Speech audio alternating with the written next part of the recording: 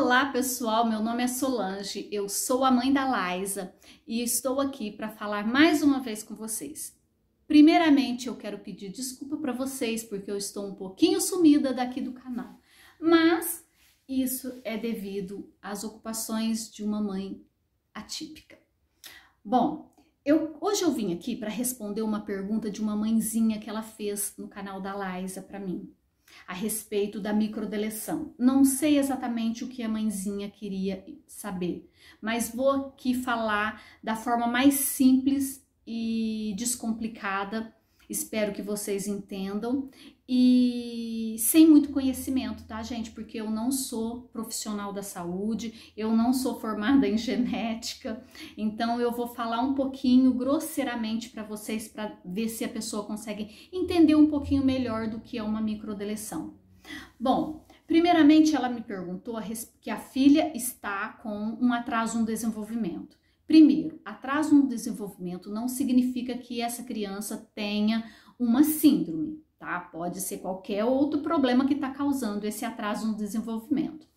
Mas vamos imaginar que seja, e ela quer saber um pouquinho sobre a microdeleção. Então vamos lá. Nós temos um cromossomo e vamos imaginar que esses dois palitinhos aqui formam o cromossomo. Vou falar do cromossomo 4, mas poderia ser qualquer outro cromossomo, tá? Primeiro, síndrome não é uma doença. Síndrome é um conjunto de sintomas e sinais que o indivíduo apresenta, tá? Um deles é o atraso no desenvolvimento. Então, vamos imaginar que aqui está o cromossomo 4. Quando se faz o exame para ver os cromossomos, é para ver o cromossomo 4, cromossomo 21 e assim por diante.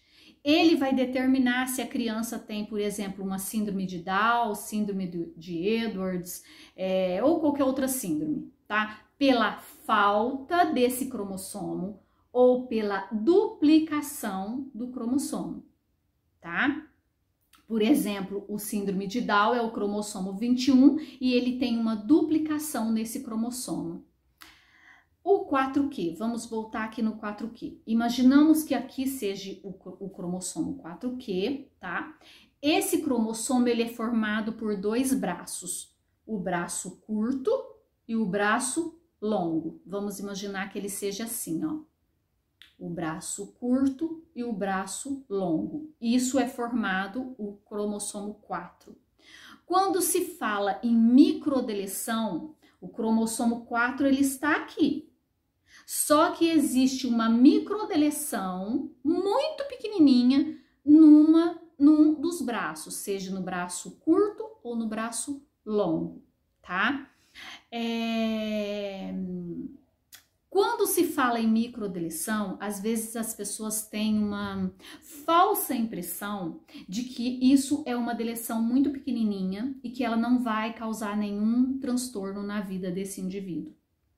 Engana-se quem pensa assim, porque às vezes uma microdeleção minúscula aqui, que é muito difícil de se achar, ela causa um transtorno imenso, porque ela afeta vários órgãos, coisas no sistema de um indivíduo. Então, por exemplo, a Laísa tem o cromossomo 4q e tem uma microdeleção nele no 21, no gene 21-22, tá? Nem sempre esse gene que está deletado, ele está totalmente deletado. Às vezes ele tem algum resquício de função ali, tá? E talvez ele é totalmente deletado. Então, o que acontece? Quando se fala em microdeleção, né? Mais uma vez eu falo para vocês, não é porque ela é pequenininha, que ela é micro, que ela não vai fazer diferença. Pelo contrário, ela pode ser micro e fazer uma diferença enorme, como é o caso da Laísa. A síndrome da Laísa não tem nome porque não tem estudos, né? Não tem nenhum professor, nenhum doutor que foi lá e estudou a síndrome e deu o nome lá. Então, se é falado síndrome da microdeleção 4q2122, nós da mães já falamos 4q, síndrome 4q. Para ficar mais curto, né? Porque é muito grande. Então a Laisa tem uma microdeleção. Aí o que que acontece? Quando a pessoa recebe um laudo desse, se o profissional não estiver preparado para passar essa informação, a mãe fica desesperada. Porque quando você recebe o diagnóstico e você vê a lista de doenças que vem acompanhando isso, é apavorante, tá? Tô falando por mim, eu não tô aqui com o da Laisa agora para eu mostrar para vocês, mas é enorme a lista de doenças que vem acompanhado na deleção. Aí, por exemplo, ó, a Laisa, ela na deleção que teve da Laisa, a deleção da Laisa, ela está aqui no braço curto. Então, a deleção dela, ela tem a deleção num gene que causa problemas cardíacos. Então, sugere-se que a Laisa deveria ter problema cardíaco. Mas por glória e honra do Senhor, algum outro pedacinho ali faz essa função. E a Laisa não tem nenhum problema cardíaco, nenhuma alteração, nenhuma má formação, nada disso. No entanto, existe a parte renal, que também nessa microdeleção que pegou aqui afetou o rim da Laisa.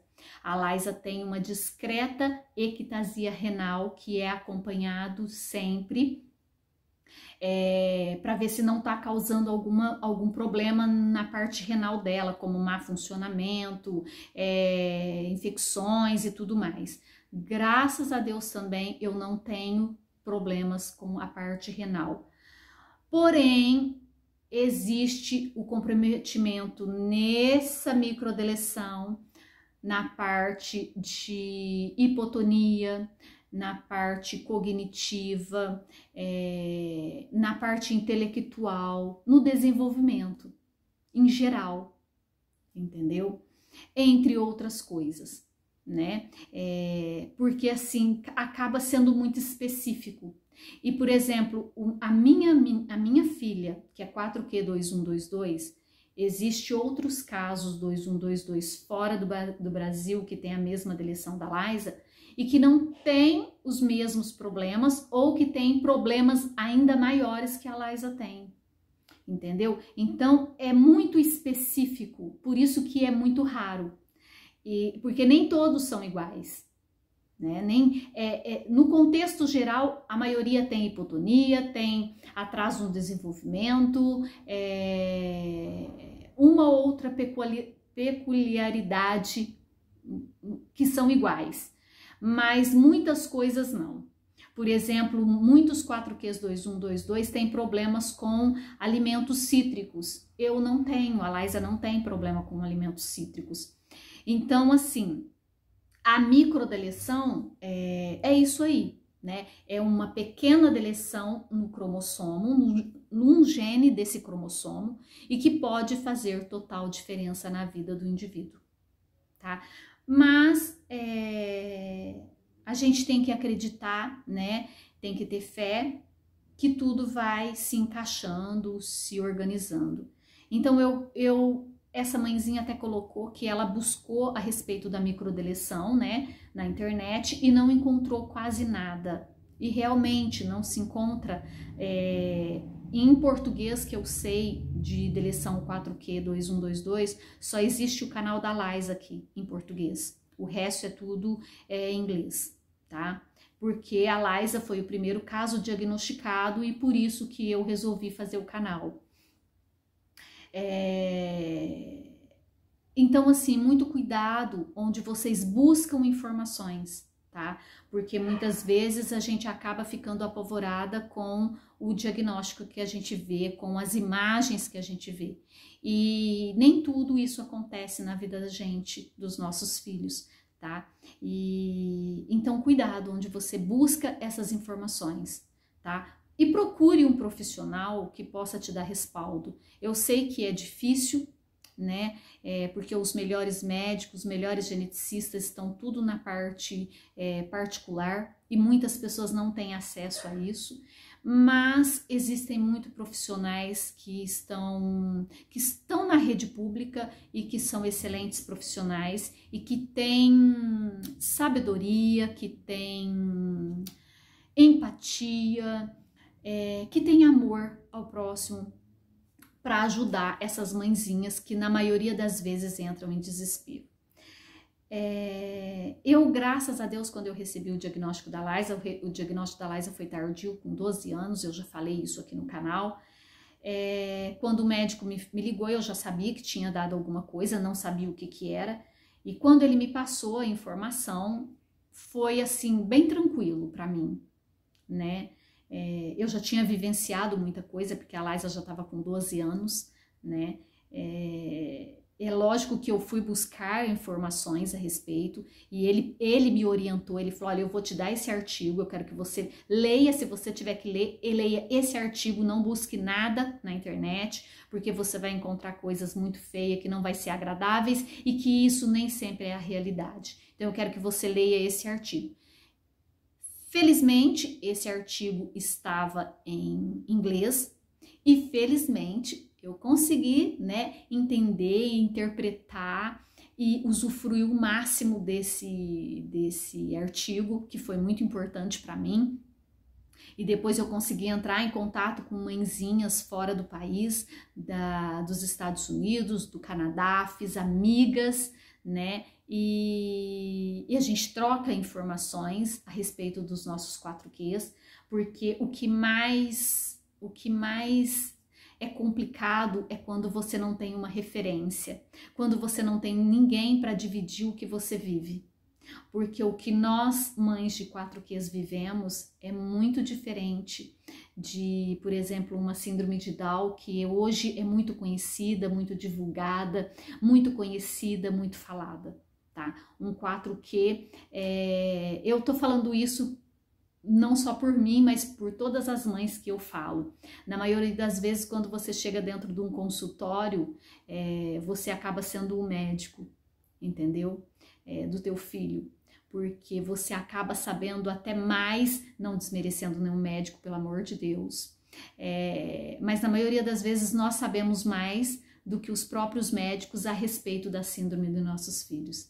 Essa é a grande realidade, porque não é uma síndrome conhecida entre a população, entre nem mesmo os médicos. Quando você fala síndrome 4Q, né, que eles buscam lá, comigo é até engraçado, porque quando eles buscam lá síndrome da microdeleção 4Q2122 aparece a minha cara, né?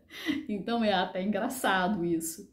E eles não sabem nada, né? Então, na maioria das vezes, eles ficam até meio que, acho que constrangido por talvez eu saber mais do que eles. Mas isso faz parte e eu sei muito ou eu sei quase nada, porque eu busco muitas informações, eu tô sempre antenada, eu tô sempre ligada, eu tô sempre buscando. Quando eu tenho dificuldade, eu procuro alguém que sabe mais do que eu, né? Então é isso aí.